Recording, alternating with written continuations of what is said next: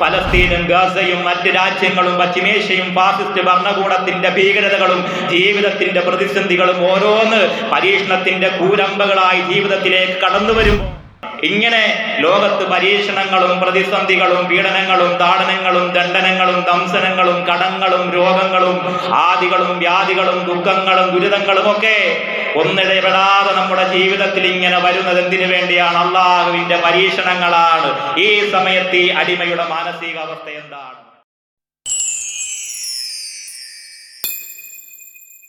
ഈ രണ്ട് ആഘോഷങ്ങളാണ് ഇസ്ലാമിൽ ഉള്ളത്. നമുക്കറിയാം, എപ്പോഴാണ് ഒരാൾ ആഘോഷിക്കുക? ഒരു ആഘോഷത്തിന് അതിൻ്റെതായ തനിമയും ആഹ്ലാദവും ഒക്കെ എപ്പോഴാണ് വരിക? ഒരു വിജയാരവത്തിലാണ് ശരിക്കും ആഘോഷമുണ്ടാകുന്നത്. തൻ്റെ പ്രതിയോഗിയോട്, എതിരാളിയോട്, ശത്രുവിനോട് വിജയം വരിക്കുമ്പോൾ ആ വിജയത്തിൻ്റെ ആനന്ദത്തിലാണ് മനുഷ്യൻ സ്വാഭാവികമായും ആഘോഷിക്കുക, ആനന്ദിക്കുക. നമ്മുടെ ചുറ്റുഭാഗം നാം കാണാറുണ്ട്. സ്പോർട്സ്, ക്രിക്കറ്റ്, ഫുട്ബോൾ അതുപോലെയുള്ള മത്സരങ്ങളിൽ എതിർ ടീമിനോട് മത്സരിച്ച് എതിർ ടീമുകളെ പരാജയപ്പെടുത്തി തൻ്റെ പ്രതിയോഗികളെ പരാജയപ്പെടുത്തി കിരീടം നേടുമ്പോൾ, വിജയിക്കുമ്പോൾ, വിജയശ്രീലാളിതരാകുമ്പോൾ അതിൻ്റെ പേരിൽ അവരുടെ അനുഭാവികൾ മുഴുവനും ആഘോഷ തിമിർപ്പിൽ ആറാടുന്നത് നാം കാണാറുണ്ട്. കഴിഞ്ഞ ദിവസവും നാം കണ്ടു IPL-ന്റെ വിജയം, അതിൻ്റെ ട്രോഫി നേടിയപ്പോൾ അതിൻ്റെ ആഘോഷത്തിൽ എത്രയോ ആളുകളാണ് ആ ആഘോഷ തിമിർപ്പിൽ ജീവൻ തന്നെ വെടിഞ്ഞത്. ഇങ്ങനെ ഒളിമ്പിക്സിലാകട്ടെ ഇതര സ്പോർട്സിലാകട്ടെ ആഘോഷങ്ങളൊക്കെ ഒരു വിജയത്തിൻ്റെ ആനന്ദത്തിലാണ് ആഘോഷിക്കാറ്. എന്ന് മാത്രമല്ല, മറുഭാഗത്ത് നോക്കിയാൽ ശത്രുവിൻ്റെ മേൽ നേടിയ വിജയം, തൻ്റെ ശത്രു സൈന്യങ്ങളെ പരാജയപ്പെടുത്തി നേടിയ വിജയമാണ് സ്വാതന്ത്ര്യ ദിനമായി ഇന്നും അതിൻ്റെ ഓർമ്മ പുതുക്കി നാം ആഘോഷിക്കുന്നത്. നമ്മുടെ രാജ്യത്തെ അടിമയാക്കിക്കൊണ്ട് നമ്മുടെ മേൽ ആധിപത്യം പുലർത്തിയ വൈദേശിക ആധിപത്യത്തിൻ്റെ മേൽ നാം നേടിയ ആ വിജയത്തെ ഒരു സ്വാതന്ത്ര്യ ദിനമായി വർഷങ്ങൾ 1080 കഴിഞ്ഞിട്ടും ഇന്നും നാം ആഘോഷിക്കുകയാണ്. ഞാൻ പറഞ്ഞു വന്നത്, ആഘോഷമെന്ന് പറയുന്നത് തൻ്റെ ശത്രുവിൻ്റെ മേൽ അല്ലെങ്കിൽ ഒരു പ്രതിയോഗിയുടെ മേൽ, എതിർ ടീമിൻ്റെ മേൽ വിജയം വരിക്കുമ്പോൾ ആ വിജയത്തിൻ്റെ ആരവത്തിൽ ആനന്ദിച്ചു കൊണ്ടുള്ളതാണ് ആഘോഷമെങ്കിൽ, ഇത് മനുഷ്യ പ്രകൃതമാണെങ്കിൽ ഇസ്ലാമിൻ്റെ രണ്ടാഘോഷം എന്താണ് പ്രിയപ്പെട്ടവരെ? ഈ രണ്ടാഘോഷവും മനുഷ്യന്റെ രണ്ട് ശത്രുക്കളുടെ മേൽ നേടിയ വലിയ രണ്ട് വിജയങ്ങളുടെ ആനന്ദമാണ്, ആരവങ്ങളാണ് ഈ ആഘോഷം. ഏതാണ് ആ രണ്ട് വിജയം? മനുഷ്യന്റെ വ്യവസ്ഥാപിതമായ രണ്ട് ശത്രുക്കൾ. ഒന്നവന്റെ ദേഹേച്ഛയാണ്, നഫ്സാണ്. പരിശുദ്ധമായ ഖുർആൻ പരിചയപ്പെടുത്തി, ഇന്നൻ നഫ്സ ലഅമ്മാറത്തും ബിസ്സൂ, തീർച്ചയായും മനുഷ്യന്റെ ശാരീരിക ഇച്ഛ അത് മനുഷ്യന്റെ ഏറ്റവും വലിയ ശത്രുവാണ്. അത് നിന്നെ തിന്മയിലേക്ക് കൽപ്പിച്ചുകൊണ്ടേയിരിക്കും. മറ്റൊന്ന് പൈശാചിക ദുർബോധനമാണ്. ഖുർആൻ പരിചയപ്പെടുത്തി, ഇന്ന ശൈത്വാന ലക്കും അദുവ്വും മുബീൻ, തീർച്ചയായും ശൈത്താൻ നിങ്ങളുടെ വ്യക്തമായ ശത്രുവാണ്. ഈ രണ്ട് ശത്രുക്കളെയാണ് അല്ലാഹു നമുക്ക് പരിചയപ്പെടുത്തുന്നത്. മൂന്നാമതൊരു ശത്രു നമുക്കില്ലേ ഇല്ല. നമുക്ക് ഈ ലോകത്ത് രണ്ട് ശത്രുക്കളാണുള്ളത്. ഒന്നേതാണ് ഏറ്റവും വലിയ ശത്രു? നമ്മോടൊപ്പമുള്ള നമ്മുടെ ശാരീരിക ദൗർബല്യങ്ങളാണ്, ശാരീരിക ഇച്ഛയാണ് മനുഷ്യന്റെ ഏറ്റവും വലിയ ശത്രു എന്ന് പരിശുദ്ധമായ ഖുർആൻ. രണ്ടാമത്തെ ശത്രു ഏതാണ്? അള്ളാഹുവിൽ നിന്ന്, ദൈവിക താല്പര്യങ്ങളിൽ നിന്ന് നമ്മളെ വഴിതെറ്റിക്കുന്ന പൈശാചികമായ ദുർബോധനങ്ങളാണ് രണ്ടാമത്തെ ശത്രു. ഈ രണ്ട് ശത്രുവിനോട് ജിഹാദ് ചെയ്ത്, യുദ്ധം ചെയ്ത് എതിരിട്ട് വിജയിക്കാനാണ് നമുക്ക് ഈ ജീവിതം അള്ളാഹു ദാനമായി നൽകിയത്. പ്രിയപ്പെട്ടവരെ, ഈ രണ്ട് ശത്രുക്കളെ പരാജയപ്പെടുത്തി വിജയിച്ച് വിജയശ്രീലാളിതരായതിൻ്റെ യഥാർത്ഥ അടിസ്ഥാനപരമായ ആഘോഷമാണ് ഇസ്ലാമിന്റെ രണ്ട് പെരുന്നാൾ ആഘോഷവും. ഒന്നാമതായി ഈദുൽ ഫിത്ർ എന്താണ് നാം പറയുക? ഫിത്ർ, ചെറിയ പെരുന്നാൾ. നമ്മുടെ നാട്ടില് സ്വാഭാവികമായി പറയുന്നൊരു ഭാഷയാണ് ചെറിയ പെരുന്നാൾ. എന്തുകൊണ്ടാണത് ചെറിയ പെരുന്നാളായത്? ആപേക്ഷികമായത് ചെറിയ പെരുന്നാൾ തന്നെയാണ്. ഒന്നാമത്തെ ആഘോഷം ചെറിയ പെരുന്നാൾ. ഒരു മാസക്കാലം വ്രതാനുഷ്ഠാനത്തിലൂടെ, അതുപോലെ രാത്രി നമസ്കാരങ്ങളിലൂടെ, ദൈവിക ആരാധനകളിലൂടെ തൻ്റെ ശാരീരികമായ ഇച്ഛകളെ നിയന്ത്രിച്ചുകൊണ്ട് ശാരീരികമായ ഇച്ഛകളുടെ മേൽ ആത്മാവ് നേടിയ വിജയത്തിന്റെ വിജയമന്ത്രമാണ് ചെറിയ പെരുന്നാളായി ആഘോഷിക്കുന്നത്. തൻ്റെ നഫ്സിനെ, ശാരീരിക ഇച്ഛകളെ, പൈശാചിക ദുർബോധനങ്ങളെ ഒരു മാസക്കാലം ചങ്ങലക്കിട്ട് അതിൻ്റെ മേൽ ആത്മാവ് നേടിയ വിജയത്തിന്റെ വിജയ ആരവങ്ങളാണ് ചെറിയ പെരുന്നാൾ സുദിനത്തിൽ തക്ബീറിന്റെ ധ്വനികളായി അന്തരീക്ഷത്തിൽ ഒരു വിജയാരവമായി മുഴങ്ങിയത്. അല്ലാഹു അക്ബർ, അല്ലാഹു അക്ബർ, അല്ലാഹു. രണ്ടാമതായി നമ്മുടെ വലിയ ആഘോഷമാണ്, രണ്ടാമത്തെ ആഘോഷമാണ് ബലിപ്പെരുന്നാൾ, ഈദുൽ അദ്ഹ. ആ ഈദുൽ അദ്ഹയ്ക്ക് നമ്മുടെ നാട്ടിൽ ഉപയോഗിക്കുന്ന പേരെന്താണ്? ബലിപ്പെരുന്നാൾ. അതിന് നാം പറയുന്നത് വലിയ പെരുന്നാൾ. എന്താണ് അതിന് വലിയ പെരുന്നാൾ എന്ന് പറയുന്നത്? ചെറിയ പെരുന്നാൾ ഒരു മാസക്കാലം ശരീരത്തെ, ദേഹേച്ഛകളെ ചങ്ങലക്കിട്ടുകൊണ്ട് ദൈവിക താല്പര്യത്തിന്റെ മുമ്പിൽ തൻ്റെ ശരീരത്തെ കീഴ്പ്പെടുത്താൻ, നഫ്സിന്റെ മേൽ, ശാരീരിക ഇച്ഛകളുടെ മേൽ ആത്മാവ് നേടിയ വിജയത്തിന്റെ ആരവത്തിന്റെ ഓർമ്മ പുതുക്കലാണെങ്കിൽ, ബലിപ്പെരുന്നാൾ എന്ന് പറയുന്നത് തൻ്റെ ജീവിതത്തെ തന്നെ സമ്പൂർണമായി അല്ലാഹുവിന്റെ മുമ്പിൽ സമർപ്പിച്ചുകൊണ്ട് ജീവിതത്തിൽ ഏറ്റവും വലിയ ത്യാഗനിർഭരമായ വിജയത്തിന്റെ ഓർമ്മ പുതുക്കലാണ്. അല്ലാഹുവിന്റെ പരീക്ഷണങ്ങൾ ഒന്നൊഴിയാതെ ജീവിതത്തിൽ കടന്നു വന്നപ്പോ നമ്മുടെ പിതാവ് ഖലീലുല്ലാഹി ഇബ്രാഹിം നബി അലൈഹി സ്വലാത്തു വസ്സലാം, അവിടുത്തെ പ്രിയപ്പെട്ട ഭാര്യ ഹാജറ റളിയല്ലാഹു അൻഹാ, അവിടുത്തെ പൊന്നുമോൻ ഇസ്മായിൽ നബി അലൈഹി സ്വലാത്തു വസ്സലാം, ഈ കുടുംബം തൻ്റെ ജീവിതത്തിലൂടെ നേടിയെടുത്ത ആത്മീയ വിജയത്തിന്റെ ഓർമ്മ പുതുക്കൽ, പൈശാചികമായ എല്ലാ ദുർബോധനങ്ങളെയും അവഗണിച്ചുകൊണ്ട് അല്ലാഹുവിന്റെ താല്പര്യത്തെ ജീവിതത്തിൽ എങ്ങനെയാണ് പ്രാവർത്തികമാക്കേണ്ടത്, തൻ്റെ ജീവിതത്തിൽ എല്ലാ അനുഗ്രഹങ്ങളും തന്ന പടച്ച തമ്പുരാൻ, ആ പടച്ച തമ്പുരാന് വേണ്ടി തന്ന അനുഗ്രഹങ്ങളെ മുഴുവനും തിരിച്ച് സമർപ്പിക്കാൻ ആവശ്യപ്പെട്ടപ്പോൾ വലിയൊരു സമർപ്പണത്തിന്റെ ഓർമ്മ പുതുക്കലാണ് ബലിപ്പെരുന്നാൾ. ബലി എന്ന് പറഞ്ഞാൽ എന്താണ്? ജീവിതത്തിന്റെ ഏറ്റവും വലിയൊരു സമർപ്പണമാണ്. ഇബ്രാഹിം നബി അലൈഹി സ്വലാം നടത്തിയ ബലി എന്താണ്? നാം കഴിഞ്ഞ ആഴ്ചകളിലൊക്കെ സൂചിപ്പിച്ചു. ഇബ്രാഹിം നബി അലൈഹി സ്വലാത്തു വസ്സലാം ഏതാണ്ട് 100 വയസ്സിനപ്പുറം മക്കളില്ലാതെ അള്ളാഹുവിനോട് കരഞ്ഞൊരു കുട്ടിക്ക് വേണ്ടി ദുആ ചെയ്തു. തന്റെ വാർദ്ധക്യത്തോടടുത്ത സമയത്ത് അല്ലാഹു തആല ഒരു കുട്ടിയെ നൽകി അനുഗ്രഹിച്ചു, പൊന്നുമോൻ ഇസ്മായിൽ നബി അലൈഹി സ്വലാത്തു വസ്സലാം. ആ ഇസ്മായിൽ നബി അലൈഹി സ്വലാത്തു വസ്സലാമിനെ നൽകിയിട്ടോ പിന്നെ അല്ലാഹുവിന്റെ കൽപ്പനയാണ് മക്ക മണൽക്കാട്ടിൽ ജനവാസമില്ലാത്ത ആ മക്ക മണൽക്കാട്ടിൽ കൊണ്ടുപോയി ഒഴിവാക്കുവാൻ. ആ സമയത്ത് തന്റെ ശാരീരികമായ ഇച്ഛകളെ പരിഗണിക്കാതെ, പൈശാചികമായ പല ദുർബോധനങ്ങളും ഉണ്ടായി, അതിനെയൊന്നും പരിഗണിക്കാതെ അതെല്ലാം തൃണവൽക്കരിച്ചുകൊണ്ട് തന്റെ പ്രിയപ്പെട്ട ഭാര്യയും പിഞ്ചിളം കുഞ്ഞു മകനെയുമായി മക്ക മരുഭൂമിയിലേക്ക് യാത്ര തിരിച്ചു. അവിടെയാക്കി തിരിച്ചു വന്നു ഇബ്രാഹിം നബി അലൈഹിസ്സലാം.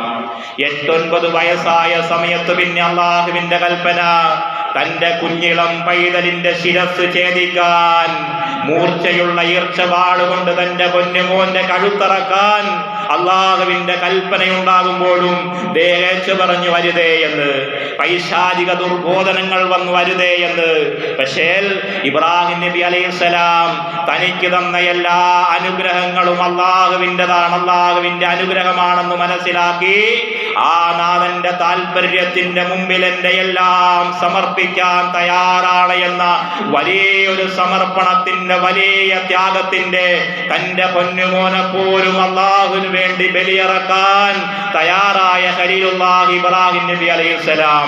ഇന്നലെ നാം സൂചിപ്പിച്ചു, അങ്ങനെ ബലിയിറക്കാൻ പോകുന്ന സമയത്തോ അവസാനമായി ബലിയിറക്കാൻ മൂർച്ചയുള്ള ഈർച്ചവാള് തന്റെ പിഞ്ചിളം കുഞ്ഞിന്റെ കഴുത്തിലേക്ക്, പിടലിലേക്ക് ആഞ്ഞു വെട്ടുമ്പോ അള്ളാഹുവിന്റെ കൽപ്പനയുണ്ടാവുകയാണ്, നീ ഈ കുട്ടിയെ ബലിയറക്കേണ്ടതില്ല. മറിച്ച് അള്ളാഹു തആല ഇറക്കി കൊടുത്തൊരു മൃഗത്തെ, ഒരു ആടിനെയാണ് ബലിയറത്തത് ഖലീലുല്ലാഹി ഇബ്രാഹിം നബി അലൈഹിസ്സലാം.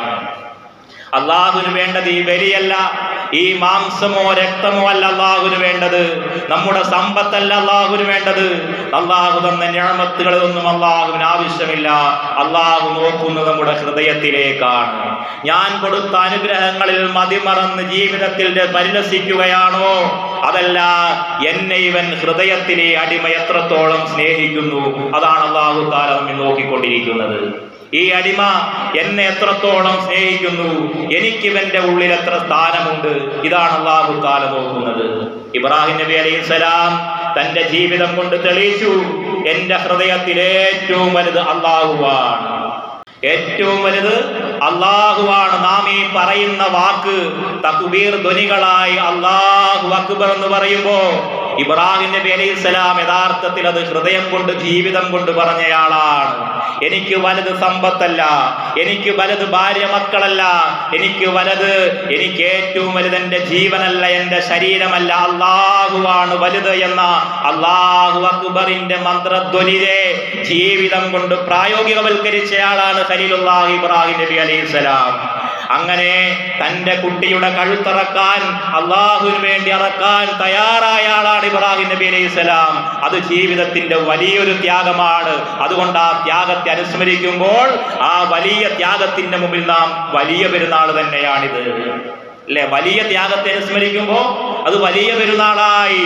സ്വന്തം ശരീരത്തെ ഏതാണ്ട് 18-19 വയസ്സുള്ളപ്പോ ആ കാലഘട്ടത്തിന്റെ ഏറ്റവും വലിയ സേജാധിപതിയും ഏകാധിപതിയും സർവാധിപതിയുമായ നമ്രൂദിന്റെ അഗ്നികുണ്ഡാരങ്ങളിലേക്ക് വലിച്ചെറിയുമ്പോ തന്റെ ജീവനും ജീവിതവും അള്ളാഹുവിന്റെ മുമ്പിൽ സമ്പൂർണമായി സമർപ്പിക്കാൻ തയ്യാറായപ്പോ അത് വലിയൊരു സമർപ്പണം തന്നെയാണ്, വലിയൊരു ത്യാഗം തന്നെയാണ്. അതുകൊണ്ടാണ് ആ ത്യാഗത്തിന്റെ അനുസ്മരണം അതൊരു വലിയ പെരുന്നാളായി മാറിയത്.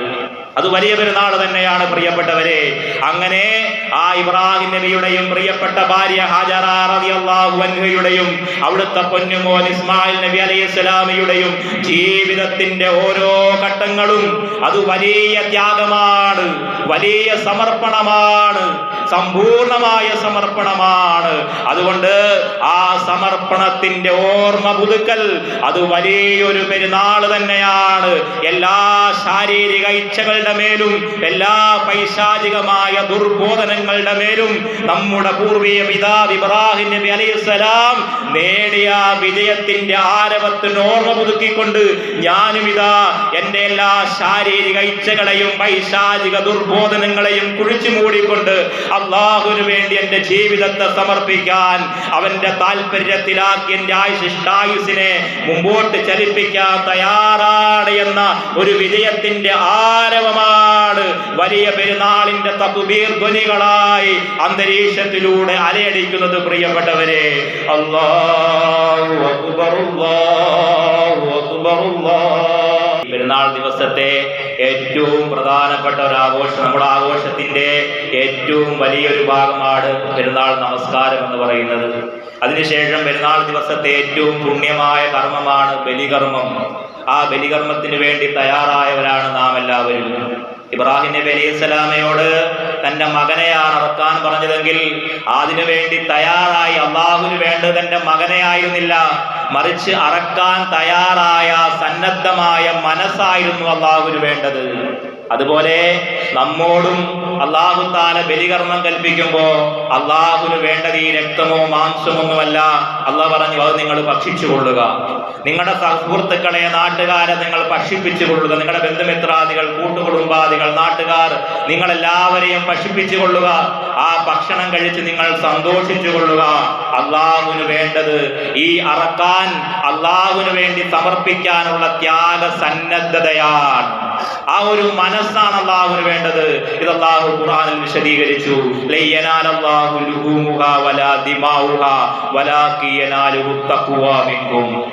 നിങ്ങൾ ബലിയറക്കുമ്പോ അതിന്റെ മാംസം അള്ളാഹുവിന് ആവശ്യമില്ല, അതിന്റെ രക്തം അല്ലാഹുവിന് ആവശ്യമില്ല. ഒരു ജീവിയുടെ കഴുത്തറത്ത് രക്തം ഈ ഭൂമിയിലൂടെ ഒലിപ്പിച്ചിട്ട് ആ രക്തത്തിന്റെ രക്തക്കറ കണ്ട് സന്തോഷിക്കുന്നവനല്ല നിങ്ങളെ അല്ലാഹ്. മറിച്ച് അത് നിങ്ങൾക്ക് ഭക്ഷണമായി അല്ലാഹു സൃഷ്ടിച്ചൊരു ജീവിയാണ് മൃഗം. മനുഷ്യനുപകാരത്തിന് വേണ്ടി സൃഷ്ടിക്കപ്പെട്ട ജീവികളാണ്.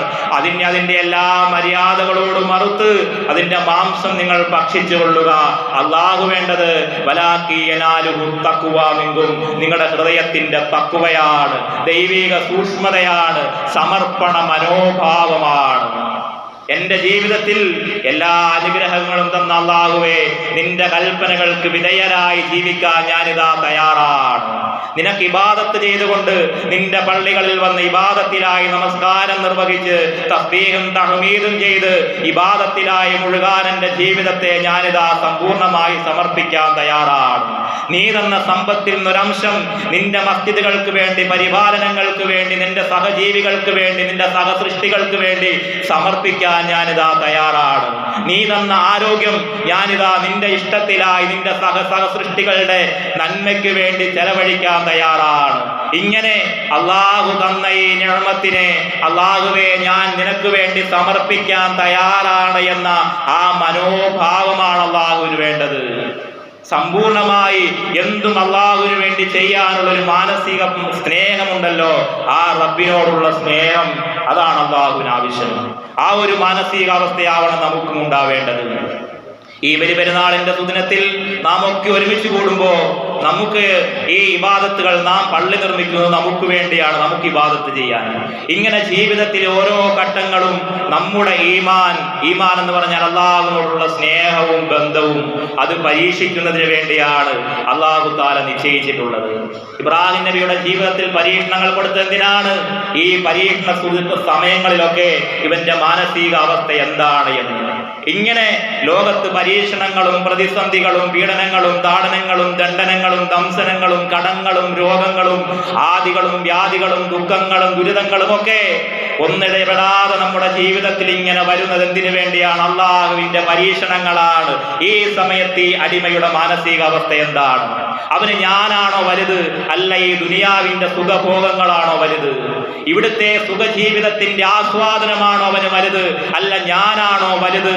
അവൻ അല്ലാഹു അക്ബർ എന്ന് ചൊല്ലുമ്പോ അവന്റെ ഹൃദയത്തിന്റെ ഉള്ളിൽ അല്ലാഹു അക്ബർ വലിയവനായിട്ടുണ്ടോ എന്നുള്ള പരീക്ഷണമാണ് നമ്മുടെ ജീവിതത്തിന്റെ ഓരോ നിമിഷങ്ങളും. അപ്പൊ ഓരോ നിമിഷങ്ങൾ കൊണ്ടും നാം ജീവിതത്തിൽ പ്രഖ്യാപിച്ചു കൊണ്ടിരിക്കുക, നാവ് കൊണ്ട് അല്ലാഹു അക്ബർ എന്ന് തക്ബീർ ചൊല്ലുമ്പോ നമ്മുടെ ജീവിതത്തിന്റെ പ്രവൃത്തി കൊണ്ട് അല്ലാഹുവേ എനിക്ക് ഈ ദുനിയാവിന്റെ സുഖജീവിതങ്ങളെക്കാളൊക്കെ വലുത്, ഇവിടുത്തെ ആർഭാടങ്ങളെക്കാളൊക്കെ വലുത്, ഇവിടുത്തെ ആനന്ദങ്ങളെക്കാളൊക്കെ വലുത് നിന്റെ താല്പര്യമാണ് എന്ന് ജീവിതം കൊണ്ട് പ്രഖ്യാപിച്ച് സ്വന്തം ശാരീരിക ഇച്ഛകളുടെ മേൽ നാം ബലിയർപ്പിക്കുമ്പോ ആ നാം ബലിയറക്കുന്നത് കേവലം ഒരു മൃഗത്തെയല്ല, നമ്മുടെ ശാരീരിക ഇച്ഛകളെ ആയിരിക്കണം ബലിയറക്കേണ്ടത്. നമ്മുടെ സുഖഭോഗ ആഗ്രഹങ്ങളുടെ മേലായിരിക്കണം ബലിയറക്കേണ്ടത്.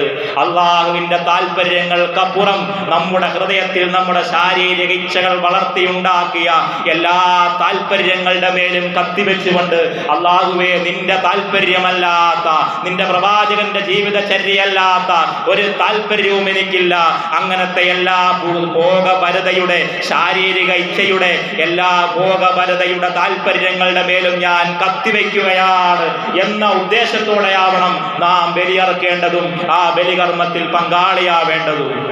അതുകൊണ്ട് അങ്ങനെയുള്ളൊരു സമ്പൂർണ്ണ സമർപ്പണത്തിന്റെ വിജയമാണ് നാം ബലിയറക്കുമ്പോൾ. ആ വിജയത്തിന്റെ ആരവമാണ് നമ്മുടെ ശാരീരിക ഇച്ഛകളുടെ മേൽ നമ്മുടെ മനസ്സും മനസാക്ഷിയും ആത്മാവും നേടിയ വലിയ വിജയത്തിന്റെ വലിയ ആരവമാണ്, ആഘോഷമാണ്. ഈ ആഘോഷത്തിന് പ്രതിസന്ധികൾ പ്രശ്നമില്ല പ്രിയപ്പെട്ടവരെ.